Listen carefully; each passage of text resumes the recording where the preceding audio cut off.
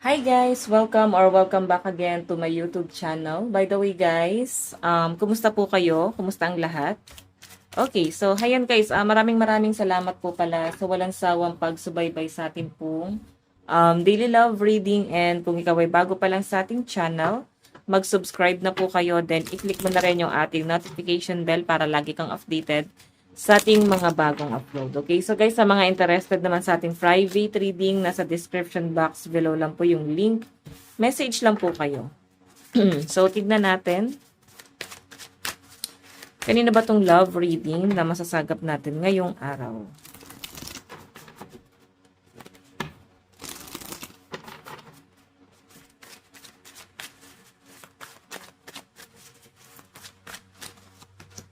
Meron tayong I can carry this love alone. So, feeling niya kasi guys, parang siya lang yung nagmamahal, no? Ayan.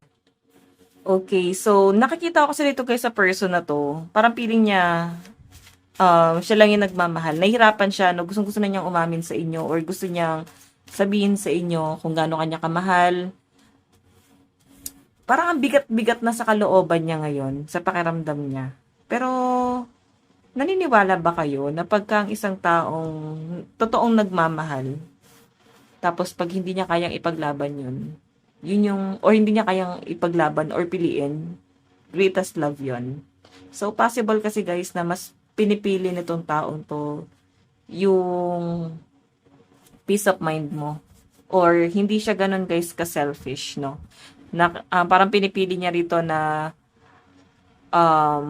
magkaroon ka ng sarili mong desisyon sa buhay, kung sino yung taong gusto mong mahalin. Kumbaga parang nire-respeto ka niya. Pero kasi guys, parang bigat na siya. Bigat na siya sa nararamdaman niya ngayon. Tignan pa natin guys. Additional message. Kanina po itong love reading. Meron tayong I'm always drawn to your heart's light. Okay, so parang nandito lang siya. Kumbaga nakaalay lang siya sa inyo, nakasupport lang siya sa inyo guys. Kumbaga willing lang siya guys na tulungan ka kung sakaling kailangan mo siya. As in nakaalalay lang talaga siya sa inyo guys. Pero guys, mukhang nahihiya itong taong to sa inyo. Kung karelasyon mo to guys, I think hindi siya guys ganun ka-showy. Okay, itong person na to. Okay? Pero kung ito naman, hindi pa kayo guys in relationship, pwedeng ramdam nyo na yung isa't isa, baka nasa situationship lang kayo. Ramdam ka naman itong taong to, pero yun na nga kagaya ng sabi ko guys, nahihiya siya kasi baka torpe or nire-respeto niya kasi yung nire-respeto ka niya. Kaya parang hindi ka naman niya pipilitin na mahalin siya or gustuhin siya. Meron tayong your love pushes me to be my best self. Okay, kaya nga guys, parang namomotivate itong taong to. Napatunayan yung sarili niya. Lalo na guys sa career niya. Kumbaga, nagkakaroon siya guys ng goal sa buhay. Okay, so, ikaw yung nagpapamotivate sa kanya. Siguro yung mga words of wisdom mo sa kanya, yung mga payo mo sa kanya, ina-advise. Natutulungan mo siya sa mental health niya, then, siguro itong taong to guys, mali yung tingin niya sa sarili niya. As in, parang di niya alam kung saan siya magsisimula. Ito kasi guys, yung mga may hirap. Iangat, yung mga taong broke, yung nakilala mo silang broke. Talagang kailangan talaga nila ng tulong. Talagang marami kang i-invest dyan sa kanila para lang guys, makilala nila yung sarili nila or para lang mahila mo sila guys pataas. Okay? So, hindi lang guys, emosyon ang i-invest mo dyan pati financial. Okay, unless or karelasyon mo yan, di ba? Pwede ka naman mag-invest ng financial sa kanya kung karelasyon mo. Pero kung hindi naman guys, siguro yun na nga, yun na ibibigay mo sa kanya na support, moral support, kontento na siya doon. Okay, check natin guys. Additional message.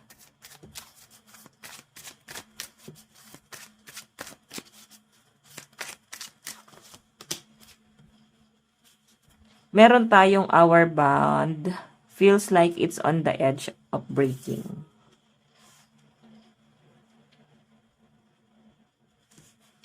Okay, so madalas kayo guys nagbabanding, nagkukulitan. Madalas na kayo guys nag-uusap nitong taong to. Okay? So, I think natutuwa siyang kausap ka, nag-e-enjoy siya, nalilibang siya. Para bang hindi na siya guys sanay na hindi kayo nag-uusap araw-araw. So, parang lagi siyang excited na kulitin ka, lagi siyang excited na kausapin ka. Yan yung nakikita ko sa kanya dyan, okay? So, I think, itong person na to guys, hindi niya namamalayan na parang nahuhulog siya sa inyo. Hindi siya aware doon. Okay, so nag-e-enjoy siya guys sa ano yung dalawa, sa energy yung dalawa.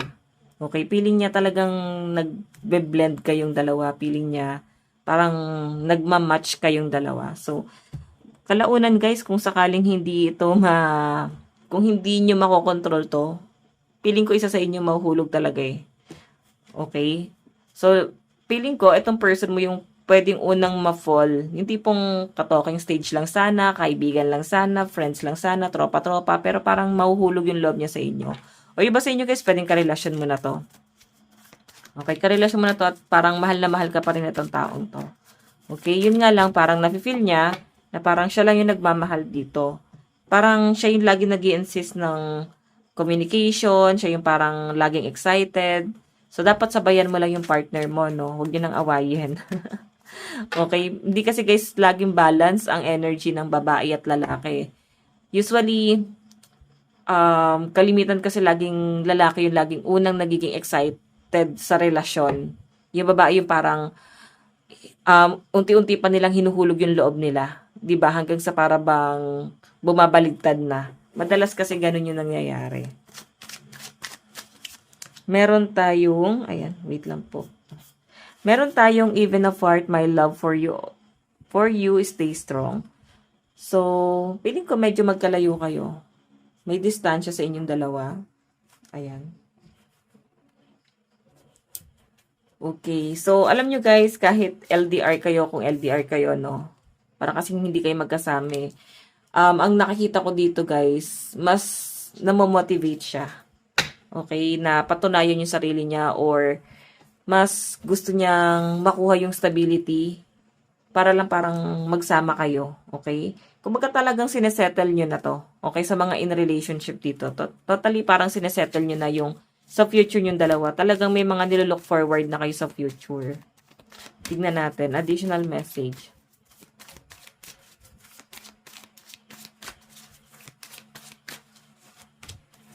Meron tayong I'm healing to love myself again. Oh. So, ikaw nakikita ko parang hindi mo masyadong ina-attach yung sarili mo dito sa taong to. Kasi nasa healing process ka pa. Parang ang dami mong pinagdadaanan. Medyo, mga trauma, family, and mga frustration mo sa sarili mo na parang may mga nilook forward ka about sa future mo, yung mga gusto mo mangyari pagdating sa sarili mo, na para bang ang dating dito, hirap kang makuha. Okay, kaya medyo nadidisappoint mo yung sarili mo. So, halo-halong emosyon. And si person mo guys, willing naman siyang suportahan ka. Kagaya ng pag-support na ginawa mo sa kanya. So, ganun naman guys sa relationship, give and take lang talaga. Okay, so ang dami mong struggle.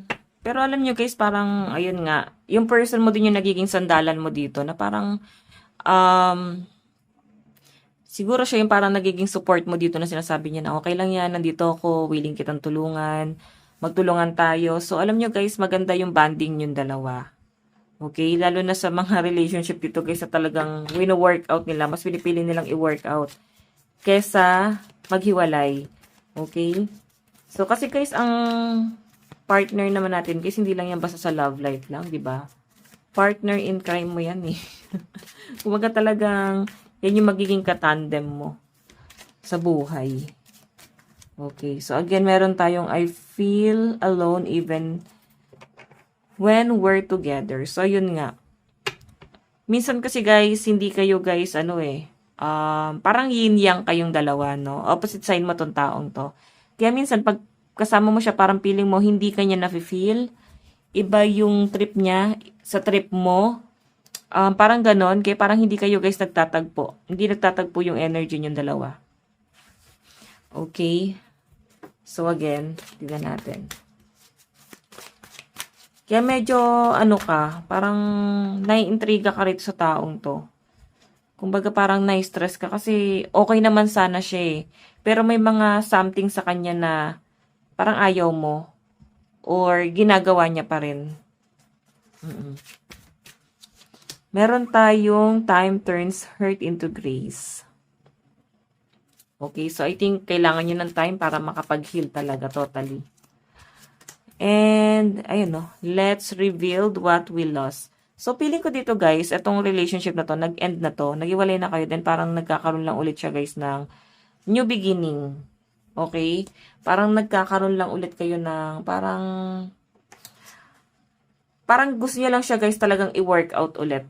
Okay? Lalo na parang siya yung nag-insist dito na i-workout niyo ulit. Parang nakipagbalikan.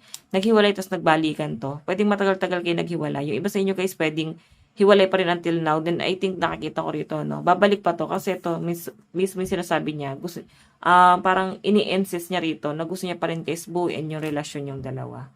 Okay? So, tignan natin. Additional message. Meron tayong let's nurture our love every step of the way. Ayan. So guys, ang sinasabi niya lang kasi dito, parang ipagpatuloy nyo lang. Okay, pagpatuloy nyo lang yung parang yung support nyo sa isa't isa. Siya kasi willing siyang tulungan ka and dapat ganun ka rin. Huwag ka lang lilis ng landas kasi medyo nagiging emotional ka dito. Okay? Kumbaga ito yung nagiging distraction mo ngayon, yung emosyon mo. So, parang sinasabi lang guys na huwag mong hayaan na lamunin ka nung stress, anxiety, depression, problema na pinagdadaanan mo ngayon dahil sa ibang tao. Okay? Tignan pa natin. Kasi parang sa inyong dalawa, ikaw tong nagiging mahina. Samantalang dati, ikaw yung naging lakas niya. Ngayon, parang naninibago siya, parang ang hina mo na ngayon. Nagiging emotional ka ngayon. Ayun yung tingin niya ngayon dito. Tingnan pa natin.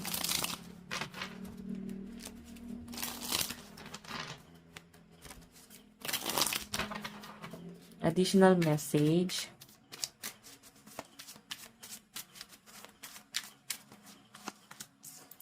Meron tayong 4 of Earth.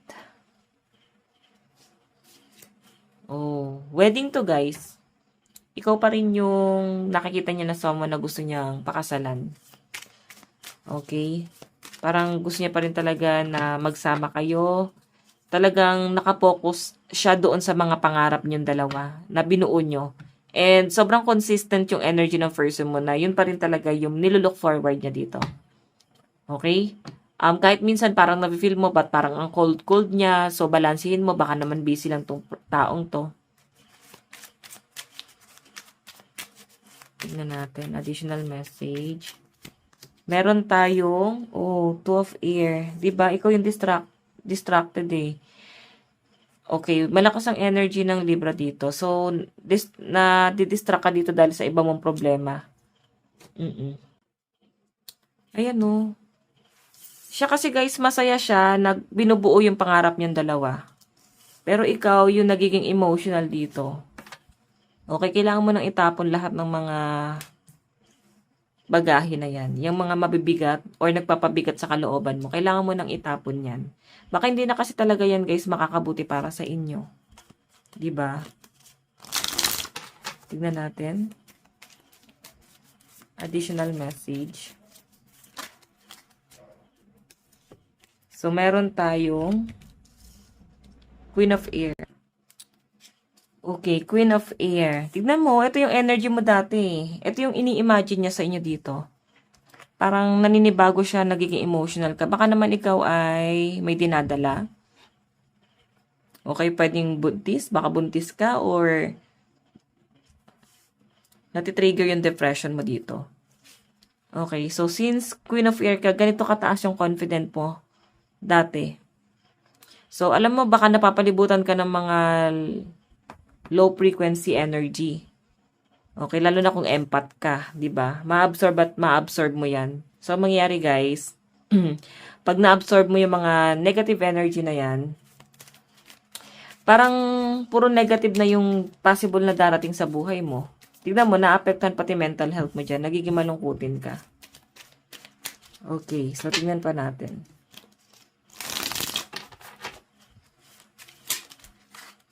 Meron tayong 8 of Fire.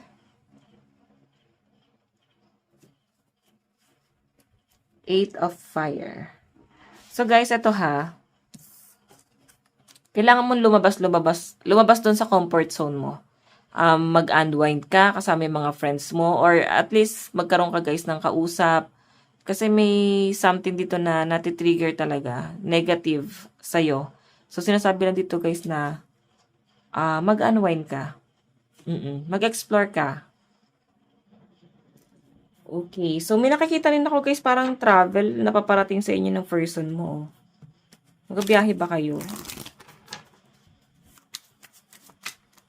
Okay. So, again guys, meron tayong Queen of Fire. So, alam nyo guys, gawin mo ulit makabuluhan ang inyong buhay. So, lalo na guys, no, sa mga nanay na nasa bahay. So, yun yung mas mabigat ang trabaho eh. Pag nasa bahay ka lang, tapos wala kang ibang ginagawa kundi mag-alaga ng anak. Akala nila yun yung pinakamadaling trabaho.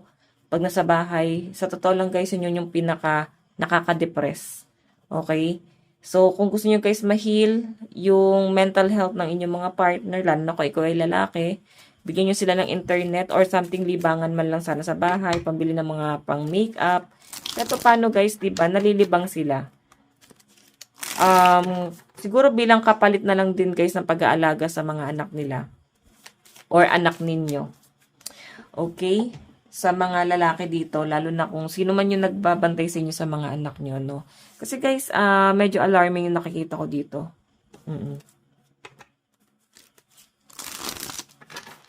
Okay, additional message.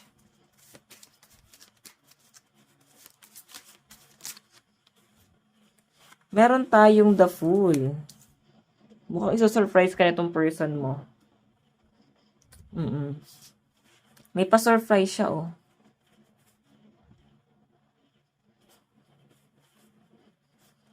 Okay, tingnan pa natin.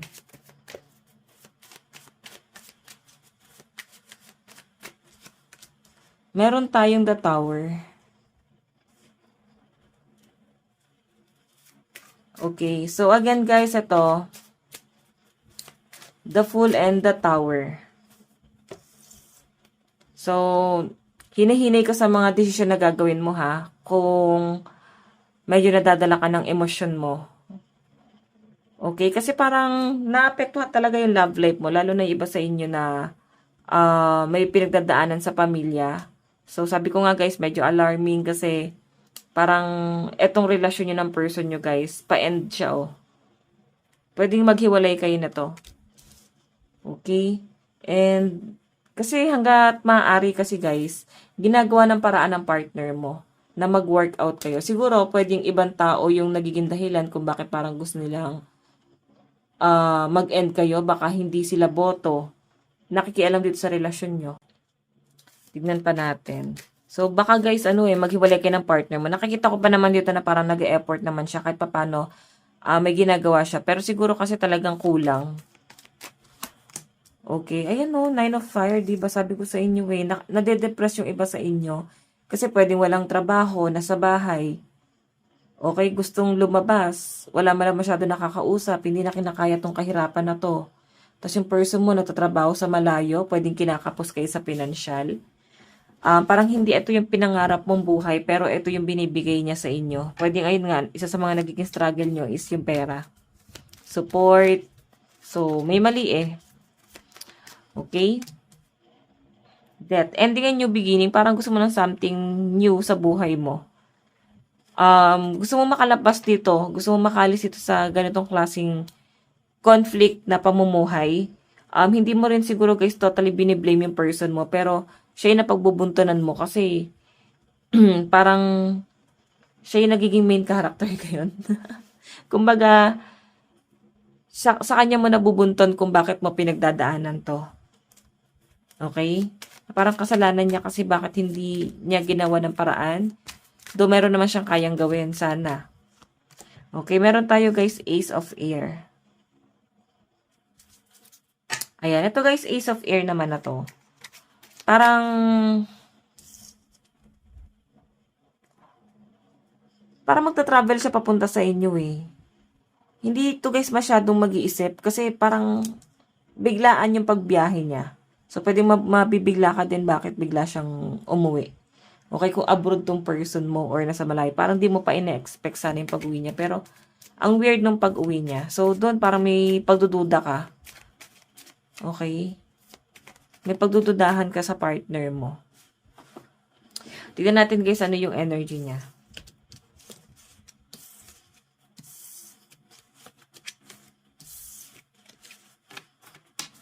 Okay. Ano yung nararamdaman niya sa inyo ngayon?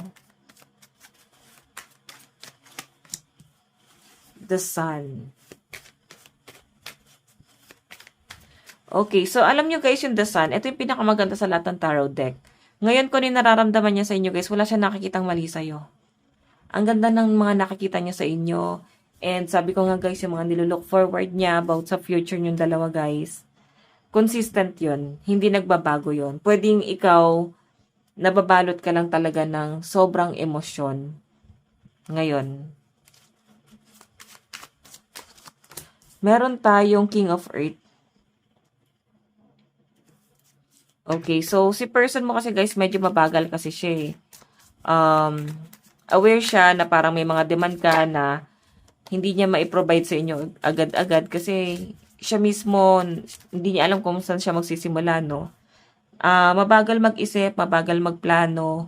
Yun yung parang nagiging problema nitong taong to. Mabagal siya mag-decide. Okay, so yun lang. Medyo nababagalan ka sa taong to. Kaya medyo nadidisappoint ka sa kanya. Doon nararamdaman mo naman na parang binibigay naman niya lahat. Ginagampanan niya naman yung role niya. Okay, yun nga lang. Minsan nagkakaroon kayo ng misunderstanding. Siguro mas magandang pag-usapan nyo. Huwag nyo na guys masyadong palalimin pa yan. Tignan natin. Meron tayong Tree of Fire. Tree of Fire. So, yung nakikita ko dito guys, parang hindi siya guys masyadong nag-iingat, no? Yung nararamdaman niya sa inyo. Pwedeng nasasaktan ka niya, nakakapagsalita siya guys ng masakit. Aware siya na pwede ka masaktan sa sasabihin niya, pero ginagawa niya pa rin kasi. Hinahayaan ka niyang masaktan. Okay? Pero ikaw kasi, ayan o, nag-aalaga ka ng anak niyo. Tignan pa natin guys ha. Okay, paano ka nakikita ng person mo? So, meron tayong 5 of water. Diba? Napaka-emotional. Ganun kanya nakikita ngayon. Sobrang emotional mo. So, Virgo energy to. And 5 of earth, lagi kang nakikipagtayo sa kanya. Parang gusto mo laging umalis. Parang irritable ka palagi sa kanya. Ganon eh. Hindi ka confident dito sa taong to. Ganon yung nararamdaman niya sa inyo. Ganon kanya nakikita ngayon. Parang sising-sisi ka na siya yung pinili mo. Okay, so meron tayong The Empress. Ayan. Meron tayong The Empress dito. Ito naman guys si The Empress. Yung malinaw na pinapakita rito. Ano to eh? Buntis to eh. Baka naman buntis ka. may buntis dito. Or possible na may paparating na pregnancy. Ngayon, kung hindi kayo ready, gumamit ng protection. Pwede kasi yun nararamdaman ng partner mo.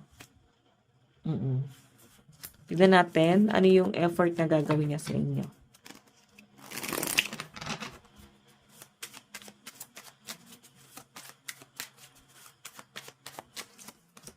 Meron tayong 10 of fire.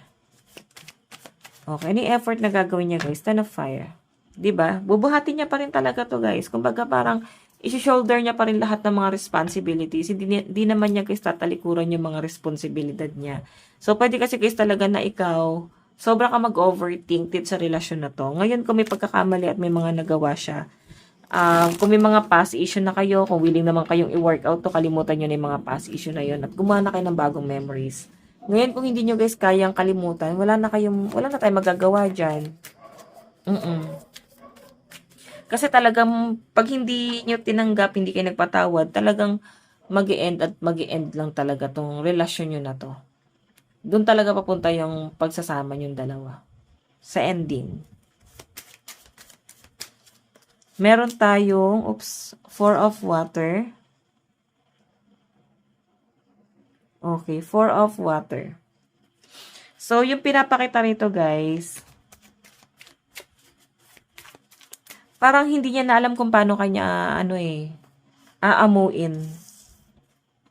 Hindi niya na alam kung paano kanya susuyuin dito. Nauubos na yung nalalaman niya. Kasi parang wala kang pakialam. Or pwedeng siya, guys, no? Pwedeng siya tong parang walang pakialam sa ngayon. Basta ginagawa niya naman yung kanyang role dito. Hindi naman niya tinatalikuran yung mga responsibilidad. Ang problema lang, guys, meron kayong ibang pangangailangan na hindi niya na po-provide. Siguro affection. Parang hindi lang naman to nakapokus sa pera eh. Kailangan niyo love. So, yun yung parang hindi niya na ibibigay. So, meron tayong the Chariot, opportunity. Diba? Nakapokus itong person mo sa opportunity at sobrang nangihinayang yung taong yan. Kaya yun yung parang mas pinagtutuunan niya ng pansin. Okay? Pili niya kasi ito yung mas mahalaga sa inyo ngayon or mas kailangan niyang pagtuunan ng pansin. Okay? So, tignan natin.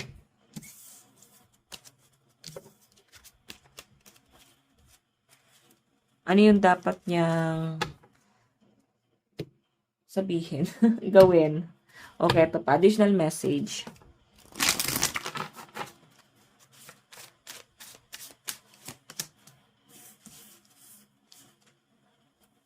Okay, nervous.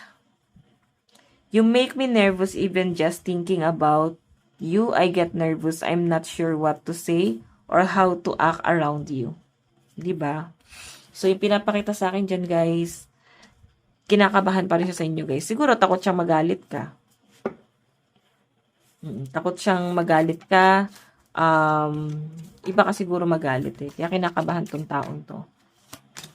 Obsess. Ayan. Diba? May obsession eh. Mahal na mahal ka ng partner mo. Yun yung malinaw na pinapakita dyan. Yun nga lang, pwedeng hindi mo lang talaga siya, guys, na-appreciate. Kasi nga may iba kang pinagdadaanan. And, you're so special, di ba? Napaka-special mo sa kanya. Okay, additional message. Meron tayong I left when I saw you with someone. Meron tayong I'm afraid to contact you. Okay. So, guys, no-contact kayo ngayon. Tapos, nag-aantay ka ng, suyo. Nag-aantay ka na kausapin ka niya. Eh, natatakot nga siyang kausapin kay kinakabahan siya, oh.